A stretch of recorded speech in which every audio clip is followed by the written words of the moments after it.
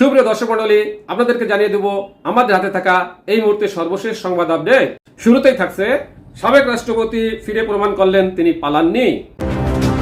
এরপর থাকছে 10 টাকার ইনজেকশন 300 টাকায় বিক্রি, ফার্মেসিকে জরিমানা 50,000। আরো থাকছে, হাজিদের ফিরতি হজ ফ্লাইট আজ শুরু। নেক্সট, ইউক্রেনের রেকর্ড 4 শতাধিক ড্রোন দিয়ে রাশিয়ায় হামলা। সর্বশেষ থাকছে, চট্টগ্রাম বন্দর বিদেশিদের দেওয়ার এখতিয়ার অস্থায়ী নির্বাচিত সরকারের নেই, সালাউদ্দিন। এতক্ষণ শুনছিলেন আপডেট সংবাদের শিরোনাম, এবারে বিস্তারিত। তবে তার আগে অনুরোধ রইল, ভিডিওটিতে একটি লাইক এবং একটি কমেন্ট করে দিন। ভিডিও সম্পর্কে আপনার মূল্যবান মতামত জানান এবং কোথা থেকে দেখছেন সেটাও জানিয়ে দিন। সাবেক রাষ্ট্রপতি ফিরে প্রমাণ করলেন তিনি পালাননি। সাবেক রাষ্ট্রপতি আব্দুল হামিদ ব্যাংককে চিকিৎসা নিয়ে দেশে ফিরেছেন। শাহজালাল আন্তর্জাতিক বিমানবন্দর থেকে নেমে দেশে ফিরে অনেক প্রশ্নের জন্ম দিয়েছেন তিনি। গত 7 মে তার চিকিৎসার্থে থাইল্যান্ড যাওয়া নিয়ে ব্যাপক তোলপাড় হয়েছে। দেশের প্রধান আন্তর্জাতিক বিমানবন্দর দিয়ে সবার অগোচরে এবং সর্বোচ্চ পর্যায়ের সম্মতি বা অনুমতি ছাড়া তার যেতে পারার কথা নয়। তা সত্ত্বেও বিষয়টি নিয়ে তোলপাড় শুরু হয়। কিশোরগঞ্জের এসপি ও বিমানবন্দরের কয়েকজন ইমিগ্রেশন কর্মকর্তার বিরুদ্ধে ব্যবস্থা নেওয়া হয়। তারপর 3 জন উপদেষ্টার সমন্বয়ে একটি তদন্ত কমিটি গঠন করা হয়। সেই তদন্ত কমিটি এখনো কোনো রিপোর্ট জমা দেননি। রোববার দেশে ফেরার পর সাবেক রাষ্ট্রপতি বিমানবন্দরে বা বাইরে কোথাও বাধা পাননি। স্বাভাবিক কারণে প্রশ্ন ওঠে, শেখ হাসিনা সরকারের পতনের প্রায় 3 বছর আগে অবসরে যাওয়া সাবেক প্রেসিডেন্টের থাইল্যান্ডে যাওয়া নিয়ে এত বিক্ষোভ, প্রতিবাদ কেন, কি উদ্দেশ্য, এবং তারপর কয়েকজনের বিরুদ্ধে ব্যবস্থাই বা নেওয়া হয়েছিল কেন? কি নির্বিঘ্নে দেশ ছেড়ে একেবারে নির্বিঘ্নেই সাবেক রাষ্ট্রপতির দেশে ফেরার বিষয়ে পুলিশের আইজি বাহারুল আলম বলেন, তাকে গ্রেপ্তার করার কোনো যুক্তিসঙ্গত কারণ নেই। তাহলে কিভাবে গ্রেপ্তার করব? 10 টাকার ইনজেকশন 300 টাকায় বিক্রি, ফার্মেসিকে জরিমানা 50,000। রংপুরে ওষুধের দাম বেশি রাখায় ফার্মেসি মালিককে 50,000 টাকা জরিমানা ও কারাদণ্ড দিয়েছেন ভ্রাম্যমাণ আদালত। সোমবার 9 জুন রাতে নগরের মেডিকেল মোড় এলাকায় এ অভিযান পরিচালনা করা হয়।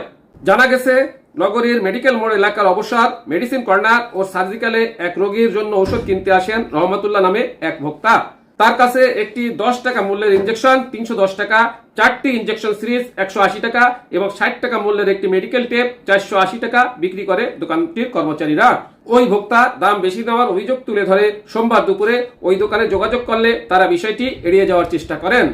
এক পর্যায়ে ভুক্তভোগী সেনাবাহিনীকে বিষয়টি অবগত করলে রাতে সেখানে অভিযান পরিচালনা করে 50,000 টাকা জরিমানা করা হয়। হাজিদের ফিরতি ফ্লাইট শুরু আজ। পবিত্র হজের সব আনুষ্ঠানিকতা শেষ হয়েছে। এখন হাজিরা সৌদি আরব থেকে দেশে ফেরার প্রস্তুতি নিচ্ছেন। মঙ্গলবার 10 জুন থেকে শুরু হয়েছে বাংলাদেশি হাজিদের ফিরতি ফ্লাইট, চলবে 10 জুলাই পর্যন্ত। মিনায় শয়তানকে পাথর নিক্ষেপ এবং কাবাগরে ফরজ তাওয়াফ শেষে মিনায় ফিরছেন হাজিরা। ফেরার পথে অনেকে পথ হারিয়ে আশ্রয় নেন মক্কার হজ মিশনে। জানা গেছে, বাংলাদেশ থেকে এবছর 87,157 জন হজ পালন করেছেন। এর মধ্যে 19 জন হাজি মৃত্যুবরণ করেছেন। এদিকে চলতি বছর পবিত্র হজ পালন করতে সৌদি আরবে গিয়ে এখন পর্যন্ত চিকিৎসা নিয়েছেন 188 বাংলাদেশি। ইউক্রেনে 4 শতাধিক ড্রোন দিয়ে রাশিয়ায় হামলা। শান্তি আলোচনার মধ্যে ইউক্রেনের সবচেয়ে ভয়াবহ ড্রোন হামলা চালায় রাশিয়া। এক রাতে 460টি ড্রোন ও 19টি মিসাইল হামলা চালিয়েছে রাশিয়া, যা গত 3 বছর ধরে চলা রাশিয়া ইউক্রেন যুদ্ধের সবচেয়ে বড় হামলা বলে দাবি করেছেন ইউক্রেনের বিমান বাহিনী। সোমবার 9 জুন ইউক্রেন বিমান বাহিনীতে বরাত দিয়ে আন বাহিনী দাবি করেছে, গত রাতে রাশিয়া 460টি ড্রোন ও 19টি মিসাইল হামলা চলেছে। এটাই সবচেয়ে বড় হামলা। ইউক্রেনের মধ্য ও পশ্চিমাঞ্চলে হামলা চালানো হয়। চট্টগ্রাম বন্দর বিদেশিদের দেওয়ার এখতিয়ার অনির্বাচিত সরকারের নেই, সালাউদ্দিন। চট্টগ্রাম বন্দর বা রাখাইন করিডোর বিদেশি কোম্পানিদের হাতে তুলে দেওয়ার মতো গুরুত্বপূর্ণ সিদ্ধান্ত কেবলমাত্র একটি জনগণের নির্বাচনে নির্বাচিত রাজনৈতিক সরকারের মাধ্যমেই দেওয়া যেতে পারে বলে মন্তব্য করেছেন বিএনপির স্থায়ী কমিটির সদস্য ও সাবেক প্রতিমন্ত্রী সালাউদ্দিন আহমেদ। সোমবার 9 জুন সন্ধ্যায় কক্সবাজার জেলা বিএনপির কার্যালয় পরিদর্শন শেষে সাংবাদিকদের সঙ্গে আলাপকালে তিনি একথা বলেন।